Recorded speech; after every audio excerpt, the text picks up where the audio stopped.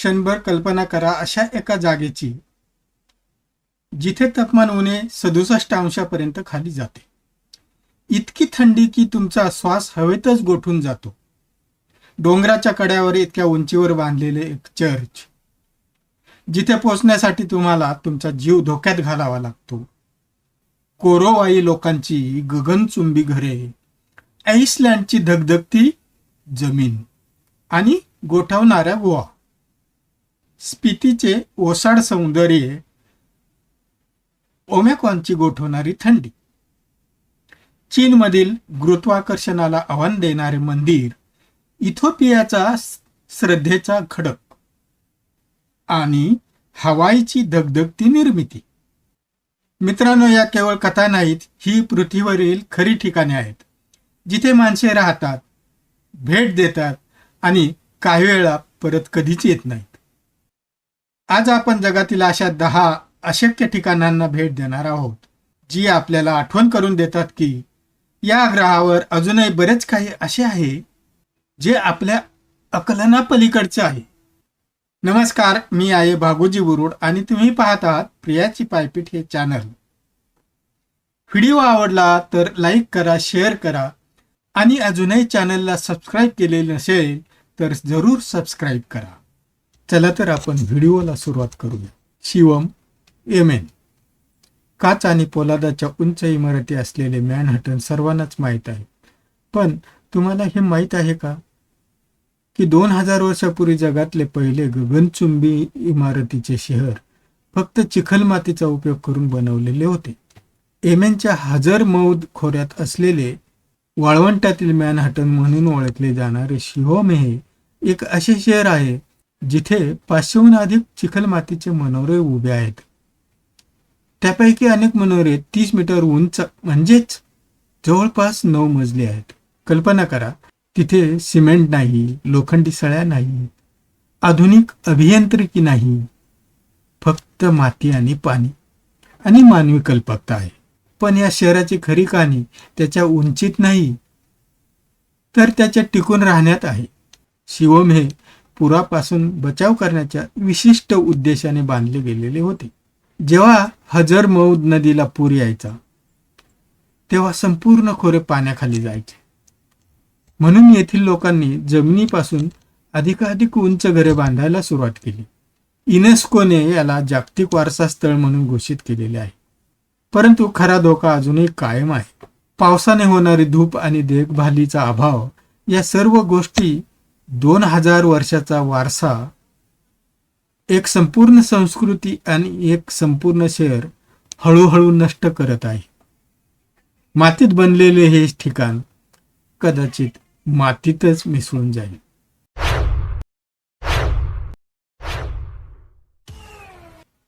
कोरोवाई वृक्षाश्रय स्थान, इंडोनेशिया.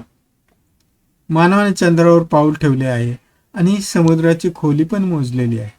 पण इंडोनेशियातील पापुयाच्या जंगलामध्ये आजही एक अशी जमात आहे जी 35 मीटर उंचीवर झाडावर घरे बांधून राहतात. कोरोवाई जमात आपली घरे सर्वात उंच आणि मजबूत झाडाच्या शेंड्यावर बांधते. ही घरे वडाच्या आणि वनबॉम्बच्या झाडांवर बांबू आणि ताडाच्या पानापासून बनवलेली आहेत. आता तुम्हाला प्रश्न पडला असेल की ती इतक्या उंचीवर का आहेत? यामागचे खरे कारण म्हणजे सुरक्षा. इतर जमाती आणि जंगली प्राण्यांपासून धोका होता आणि प्राचीन काळी नरभक्षणाची सुद्धा भीती होती. उंचीवरच्या घराचा शब्दशः अर्थ सुरक्षित घर असा होतो. या घरांपर्यंत पोहोचण्यासाठी एक पातळ बांबूचा खांबा असतो, ज्यावर फक्त पाय ठेवण्यासाठी खाचा पाडलेल्या असतात. तिथे कोणतीही दोरी किंवा कठडा नसतो आणि कोरोवाई मुले त्यावर अशी चढतात जसे आपण पायऱ्या चढतो. जग आधुनिक होत आहे, पण कोरोवाई जमात आपल्या मुळाशी जोडलेली आहे. काही लोक जमिनीवर स्थायिक होऊ लागले आहेत, पण वडीलधारी मंडळी अजूनही म्हणतात की जमीन आमच्यासाठी नाही, आम्ही आकाशाचे पुत्र आहोत. झाडे मागे सोडून आपण आता अशा ठिकाणी पोहोचलो आहोत जिथे जमीन जळत आहे. विरीर भूऔष्णिक क्षेत्र. जर कोणी तुम्हाला नरक बघायला सांगितले तर तुम्ही कदाचित हसाल. एक असे ठिकाण आहे जे अक्षरशः नरकासारखे दिसते. त्याचे नाव विरीर आहे. विरीर हे एक भूऔष्णिक क्षेत्र आहे जिथे जमिनीखालून उकळणारा चिखल बाहेर पडतो, विषारी वायू बाहेर फेकतो आणि गंधकाचा वास इतका उग्र असतो की पहिला श्वास घेतानाच तुमच्या डोळ्यात पाणी येते. तरीही दरवर्षी लाखो पर्यटक इथे येतात. येथील जमीन नारंगी, पिवळी, लाल आणि तपकीर रंगाची आहे. जणू काही परग्रहाचे चित्रच. खरे तर नासाचे शास्त्रज्ञ मंगळ मोहिमेच्या तयारीसाठी येथे येतात, कारण पृथ्वीवर यापेक्षा चांगला मंगळ नाही. विरीर जवळ मायटविन सरोवर आहे, ज्याची परिसंस्था इतकी अद्वितीय आहे की ती स्वतःच एक आश्चर्य आहे. पण विरीरचे खरे आकर्षण म्हणजे तेथील चिखलाच्या कुंड्यांमध्ये उकळणारा चिखल. शब्दाच्या उकळणारा चिखल, जो सतत निळा, राखाडी आणि पांढरा असा रंग बदलतो. आणि या सगळ्यात आईसलँडच्या स्थानिकांनी तिथल्या भूऔष्णिक ऊर्जेचा उपयोग करून घेतलेला आहे. आईसलँडची 25% वीज आणि उष्णता भूऔष्णिक स्रोतामधून येते. याचा अर्थ असा की जी भूमी नरकासारखी दिसते ती त्यांच्यासाठी खरं तर स्वर्ग आहे. आता आपण अशा ठिकाणी जात आहोत जिथे उंची हा तुमचा सर्वात मोठा शत्रू आहे.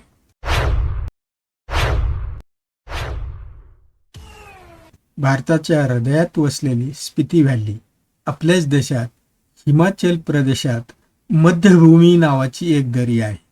पूर्णपणे भारतीयही नाही आणि पूर्णपणे तिबेटसारखीही नाही. अशी स्पिती व्हॅली समुद्र सपाटीपासून 12,500 फूट उंचीवर वसलेली आहे. येथील रस्ता वर्षातून फक्त 250 दिवस खुला आहे आणि उरलेले 4 महिने ही व्हॅली उर्वरित जगापासून तुटलेली असते. स्पितीचा अर्थ देवभूमी असा आहे आणि हे ठिकाण खरोखरच 2 जगांच्या मध्ये वसलेले आहे. याचे क्षेत्र दिल्लीपेक्षाही मोठे असूनही लोकसंख्या फक्त 12,000 आहे. याचा अर्थ असा की तुम्ही तासनतास चालत गेलात तरी तुम्हाला कोणीही भेटणार नाही. येथील रस्ते भारतातील सर्वात धोकादायक रस्त्यांपैकी आहेत. एका बाजूला डोंगर आणि दुसऱ्या बाजूला हजारो फूट खोल दरी आहे. येथे कोणते अडथळे नाहीयेत, संरक्षक कठडे नाहीयेत आणि या मार्गावरून दररोज प्रवास करणारे ट्रक चालक सांगतात ते दररोज देवाचे स्मरण करत घरातून निघतात. पण स्पितीचे सौंदर्य जितके धोकादायक आहे तितकेच ते टोकाचेही आहे. येथे जगातील सर्वात उंच पोस्ट ऑफिस आहे. 1000 वर्ष जुना मठ आहे आणि येथील रात्रीचे आकाश गुलाबी रंगाचे असते. आकाश इतके निरभ्र असते की आकाशगंगा उघड्या डोळ्यांनी दिसते. स्पितीने उंचीची भीती दाखवली. आता आम्ही आईसलँडच्या बर्फाच्या गुहांमध्ये जमिनीखाली उतरतो. वोटनाजोकुलिस गुहा, आईसलँड. कल्पना करा की तुम्हाला कोणी सांगितले की पाणी निळे असू शकते, आकाश निळे असू शकते, पण बर्फाच्या भिंती सुद्धा निळ्या असू शकतात आणि त्याही इतक्या खोल की त्या एखाद्या काल्पनिक चित्रपटाच्या सेट सारख्या दिसतात. युरोपमधील सर्वात मोठी हिमनदी वोटनाजोकुलमध्ये आणि तिच्या आत लपलेल्या बर्फाच्या गुहांच्या जगात आपले स्वागत आहे. वोटनाजोकुल हिमनदी आईसलँडचा सुमारे 8% भाग व्यापते आणि या हिमनदीच्या आत वितळलेल्या पाण्याच्या प्रवाहामुळे तयार झालेल्या बर्फाच्या गुहा, नैसर्गिक बोगदे आणि कक्ष आहेत. या गुहांमध्ये दिसणारा निळा रंग हा खरं तर हजारो वर्षापासून दाबल्या गेलेल्या बर्फाचा परिणाम आहे. अशा दाबामुळे हवेचे सर्व बुडबुडे बाहेर फेकले जातात आणि मागे स्फटिकासारखा स्वच्छ बर्फ राहतो जो निळा प्रकाश शोषून घेतो. तथापि या गुहांमध्ये प्रवेश करणे कठीण आहे. या गुहांमध्ये फक्त नोव्हेंबर ते मार्च काळातच प्रवेश करता येतो. इतर वेळी या अस्थिर होतात आणि त्यांचे छत कोसळून पूर येऊ शकतो. 2010 मध्ये अजायाफ्लाजोकुल ज्वालामुखीचा उद्रेक झाला, ज्यामुळे आईसलँड आणि युरोप हादरले. वोटनाजोकुलच्या खाली ज्वालामुखी आहेत. याचा अर्थ तुम्ही अक्षरशः एका बर्फाच्या गुहेत आहात जिच्या खाली एक सक्रिय ज्वालामुखी आहे. मार्गदर्शक सांगतात की या गुहा दरवर्षी बदलतात. जो मार्ग गेल्या वर्षी अस्तित्वात होता तो कदाचित या वर्षी नसेल. या गुहा जिवंत श्वास घेणाऱ्या रचना आहेत आणि हवामान बदलामुळे त्या दरवर्षी आकुंचन पावतात. बर्फांच्या गुहांमधून बाहेर पडल्यावर आपण आता अशा ठिकाणी पोचतो जिथे थंडी हा केवळ एक ऋतू नाही तर ती एक जीवनशैली आहे. जिथे माणसे प्रत्यक्षात उणे 67 तापमानात राहतात. आयमाकोन रशिया -67.7 थांबा, जरा विचार करा. जेव्हा दिल्लीत 5 तापमान असतं तेव्हा आपण म्हणतो किती थंडी आहे, किती थंडी आहे. ओमिया काउंटीमध्ये उणे 67.7 तापमानाची नोंद झाली. तेही एका वस्ती असलेल्या भागात. हे पृथ्वीवरील सर्वात थंड कायमस्वरूपी वस्ती असलेले गाव आहे.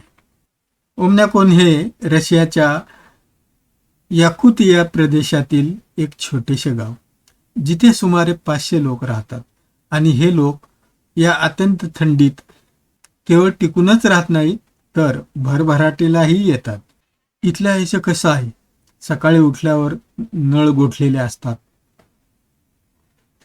फोनची बॅटरी लगेच संपते.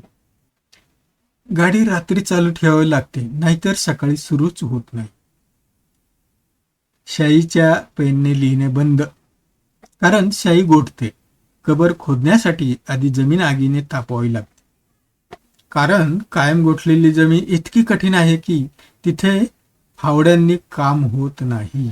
येथील अन्नात प्रामुख्याने कच्चे गोठलेले मासे, रेंडियरचे मांस आणि घोड्याचे मांस यांचा समावेश असतो. भाज्या उगवत नाहीत. जमीन वर्षभर गोठलेली राहते. जेव्हा तापमान उणे 52 खाली जाते तेव्हाच शाळा बंद होतात आणि त्यापेक्षा जास्त तापमानात मुले शाळेत जातात. तरी आयमॅकॉनचे लोक आपली जागा सोडण्यास नकार देतात. ते म्हणतात, ही आमची मातृभूमी आहे. आमचा जन्म इथे झालेला आहे आणि आम्ही इथेच राहू. मानवी जिद्दीचे महान उदाहरण. हैदाईशान, चीन. आता आपण चीनच्या पर्वतरांगांमध्ये पोचलो आहोत, जिथे मानवाने अक्षरशः पर्वतांनाच आपले घर बनवलेले आहे. इसवी सन 1491 मध्ये लियाओ रान नावाचा एक बौद्ध भिक्षू इथे राहत होता.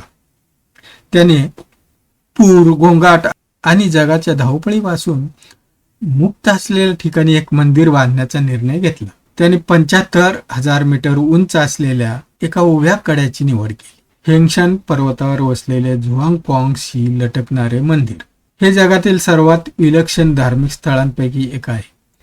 हे ठिकाण हैदाईशान क्षेत्र म्हणूनही ओळखले जाते. हे मंदिर त्याच्या आकारामुळे नव्हे तर ते गुरुत्वाकर्षणाला आव्हान देत असल्यासारखे दिसते म्हणून विशेष आहे. खालून पाहिल्यास ते फक्त काही पातळ लाकडी खांबावर आधारलेले आहे, परंतु खरे रहस्य थेट खडकातच रोवलेल्या मजबूत तुळयांमध्ये दडलेले आहे. आणि तो खडक स्वतःच हा भार सहन करतो. दिसणारे खांब बहुतेकरून सजावटीचे आहेत. चीनी अभियांत्रिकीचा 1500 वर्ष जुना हा एक अद्भुत नमुना आहे. हे मंदिर बौद्ध धर्म, ताओ धर्म आणि कन्फ्युशियस धर्म 3 तत्वज्ञान एकाच ठिकाणी सादर करते. हेच त्याचे वैशिष्ट्य आहे. या मंदिरात 8 खोल्या, मार्गिका, सभागृहे आणि मंडप आहेत, जे सर्व एका भिंतीने डोंगराच्या भिंतीला जोडलेले आहेत. आज पर्यटक ते पाहण्यासाठी येतात, पण ते प्रत्यक्षात आज जाऊन 1500 वर्षापूर्वी भिक्षूंनी बांधलेल्या त्याच्या मार्गिकामधूनच चालू शकतात. हे एक जिवंत स्मारक आहे. होय, अबोना येमाटा गुहा. आता आपण इथिओपियाला जाऊया, जिथे एका अशा ठिकाणी चर्च बांधले आहे जिथे पोहोचणे हा एक आध्यात्मिक प्रवास आहे आणि मृत्यूला आव्हान देणारा अनुभव आहे. श्रद्धा माणसाला काय करायला लावते? इथिओपियाच्या तिग्रे प्रदेशात समुद्र सपाटीपासून सुमारे 2500 फूट उंचीवर एका वाळूच्या खडकाच्या शिखरावर अबोना येमाटा गुहा नावाचे चर्च आहे. हे जगातील सर्वात दुर्गम आणि पोचण्यास सर्वात कठीण चर्चपैकी एक मानले जाते. तिथे पोहोचण्याचा मार्ग प्रथम कोणत्याही हार्नेसशिवाय, दोरीशिवाय फक्त आपले हात आणि पाय वापरून डोंगराचा उंच कडा चढा. त्यानंतर काही इंच रुंद असलेली एक अरुंद कड आणि खाली 200 मीटरपेक्षा जास्त खोल दरी ओलांडून चरच्या दारापर्यंत पोचा. हे चर 5व्या शतकात अबोना एमाटा नावाच्या एका धर्मगुरूने बांधलेले होते. त्यांनी ही जागा निवडली कारण त्यांचा विश्वास होता की केवळ खऱ्या मनाचे लोकच इतक्या दूर येतील, आणि त्यांचा विश्वास खरा ठरला. आजही लोक येतात. धर्मगुरू, उपासक आणि यात्रेकरूही ही अशक्यप्राय चढाई करतात. चर्चात 1500 वर्ष जुनी भित्तिपत्रे आणि चित्रे आहेत, जी आजही टिकून आहेत. 12 प्रेषितांची चित्रे, बायबलमधील प्रसंग. ही चढाई केलेल्या एका ऑस्ट्रेलियन पत्रकाराने लिहिले आहे की जेव्हा मी आत गेलो आणि ती चित्रे पाहिली तेव्हा माझी सगळी भीती नाहीशी झाली. 1500 वर्षापासून लोक ही चढाई का करत आहेत हे मला समजले. श्रद्धा खरोखर पर्वत हलवू शकते. आता आपण आपल्या यादीतील शेवटच्या आणि कदाचित सर्वात शक्तिशाली ठिकाणी पोहोचलेलो आहोत, जिथे स्वतः पृथ्वीच अग्नी ओकत आहे. हवाई ज्वालामुखी, अमेरिका.